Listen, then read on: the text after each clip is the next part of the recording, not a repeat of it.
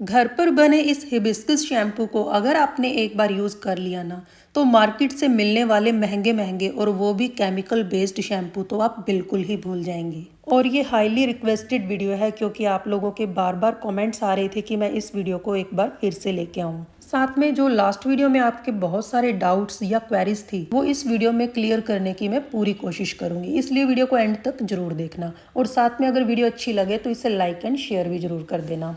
अब कुछ लोगों ने तो वीडियोस को देखकर शैम्पू बनाना काफ़ी हद तक सीख लिया है, पर कुछ लोग ऐसे होते हैं जिनके पास टाइम नहीं होता है, बना नहीं पाते हैं और मन भी करता है कि ऐसा कुछ यूज़ करें। तो आप टेंशन मत लीजिए, क्योंकि इसके लिए आप भी अपना ऑर्डर प्लेस कर सकते हैं स्क्रीन पर दिए गए व्हाट्सएप नंबर पर। तो सबसे पहले मैं एक बात क्लियर कर देती हूँ कि जब भी मैं कोई शैम्पू बनाती हूँ ना, तो उसमें कुछ एक इंग्रेडिएंट्स ऐसे होते हैं जिनकी मेजरमेंट फिक्स नहीं होती है। जैसे मैं कोई फ्रेश चीज़ यूज़ कर रही हूँ ना, तो वो मैं थोड़ी सी ज़्यादा मात्रा में भी ऐड कर देती हूँ, अगर कम मिले तो कम डाल देती हूँ। अब जैसे कि मैं ये हिबिस्कस के ग्रीन पत्ते तोड़कर लाई, तो मैंने ये नहीं देखा कि इनकी क्वांटिटी कितनी है। बस आप लोगों की सहूलियत के लिए ही मैंने इनका वजन चेक किया, तो ये कम से कम 50 ग्राम के करीब है। और साथ में जो फ्रेश चीज़ होती है ना, उसका वजन हमेशा ज़्यादा होता है, सूखने के बाद थोड़ा सा कम हो जाता है। बस इतना ध्यान रखो कि जितने इंग्रेडिएंट्स आप ले रहे हो ना, उसी के हिसाब से ही आपने पानी लेना है। अभी आगे बनाऊंगी ना, फिर आपको बताऊंगी। और ये मैंने रोज़ पेटल्स लिए हैं। जैसे जैसे ताज़े फूल आते हैं हिबिस्कस के या रोज़ के, तो मैं उन्हें फ्रीज़र में लगा देती हूँ, क्योंकि इन्हें शैम्पू में ही यूज़ करना है, तो मैंने इन्हें सुखाने की ज़रूरत नहीं समझी। अब हिबिस्कस के फूलों का सीज़न नहीं है, तो मैंने पंसारी की शॉप से ड्राई फूल परचेज़ किए और कम से कम ये 50 ग्राम के करीब मैंने लिए हैं। इस शैम्पू में टोटल क्वांटिटी हमें 100 ग्राम चाहिए, पर अब मेरे पास ग्रीन पत्ते थे और ये थोड़े से सूखे हुए फूल लिए हैं, थोड़े बहुत ताजे हैं, तो टोटल क्वांटिटी 100 ग्राम हो गई है। और 50 ग्राम ही मैंने लिया है ब्राह्मी लीव्स। इतना ध्यान रखें कि आप हिबिस्कस शैम्पू बना रहे हैं, इसलिए हिबिस्कस की मात्रा को आपने ज़्यादा रखना है, बाकी की आप थोड़ी थोड़ी कम रखेंगे। और ये है मोरिंगा लीव्स, ये भी मैं फ्रेश तोड़कर लाई थी, तो इनका वजन 50 ग्राम के करीब है और सूखने के बाद इनका वजन थोड़ा बहुत कम हो सकता है। और ये है करी लीव्स, ये सूखे हुए हैं, तो मैंने यहाँ पर 25 ग्राम लिए हैं। अलसी मैंने ली है यहाँ पर 50 ग्राम, मेथी दाना मैंने लिया है 50 ग्राम, रोजमेरी लीव्स मैंने ली है 40 ग्राम, और इसके साथ ही ये है मंजिष्ठा पाउडर और ये है 25 ग्राम। मेरे पास पाउडर पड़ा था इसलिए मैंने पाउडर लिया है। अगर आपके पास साबुत मंजिष्ठा है ना, तो आप वही इसमें ऐड कर सकते हैं। और इसके साथ ही मैंने 2 फ्रेश एलोवेरा लीव्स लिए हैं। आप जब भी एलोवेरा लीफ प्लांट से कट करके लाते हैं ना, उससे पहले आप थोड़ी देर के लिए पानी में छोड़ दें, कम से कम 2 से 3 घंटे। तब तक इसमें से जितना भी येलो लिक्विड है ना, वो निकल जाएगा। फिर उसके बाद में इसकी जेल हम यूज़ करेंगे।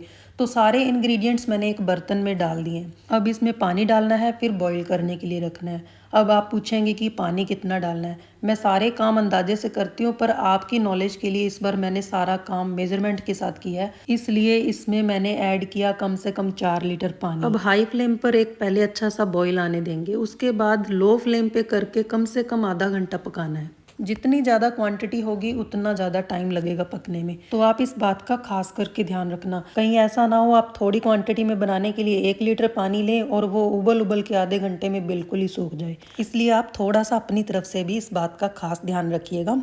तो ये मैंने उबाल कर इसे छान लिया है। अब ये जो लेफ़्ट ओवर है ना, इसमें अभी भी बहुत सारे बेनिफिट्स हैं।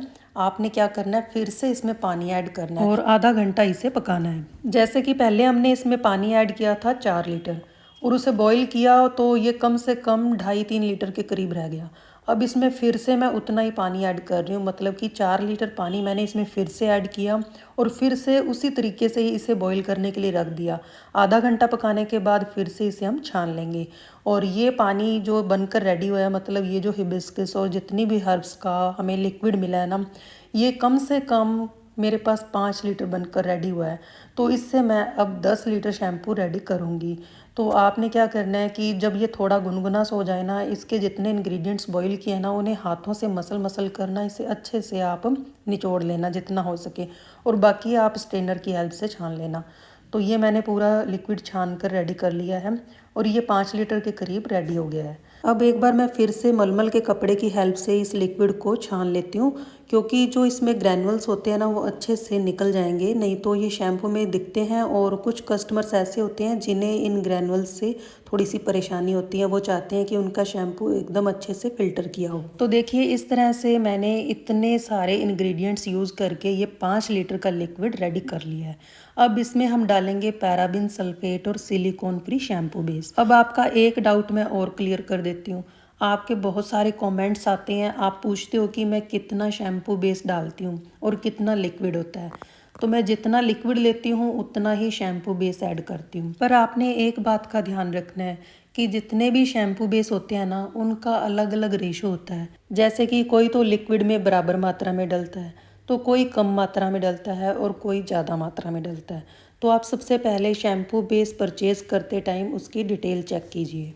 और अब इसमें मैंने 5 मिलीलीटर के करीब फ्रेगरेंस ऐड की है और ये मिक्स फ्रूट की है। और ये 10 लीटर शैम्पू के हिसाब से बहुत कम मात्रा में डाल रही हूँ, क्योंकि मेरे जो कस्टमर है ना वो बहुत ज़्यादा तेज़ फ्रेगरेंस पसंद नहीं करते हैं और मुझे खुद को भी बहुत ज़्यादा स्ट्रॉन्ग फ्रेगरेंस अच्छी नहीं लगती है।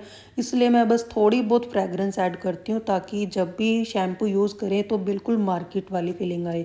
बेस मिक्स करने के बाद आप इसे कम से कम 10 घंटे के लिए ऐसे ही छोड़ दें। उसके बाद ये बिल्कुल अच्छे से सेट हो जाएगा और फिर उसके बाद ही आप इसकी बॉटल्स में फिलिंग करें। अब देखिए मैंने इसमें इस बार ग्लिसरीन भी ऐड नहीं की है और ना ही मैंने विटामिन ई ऑयल ऐड किया है।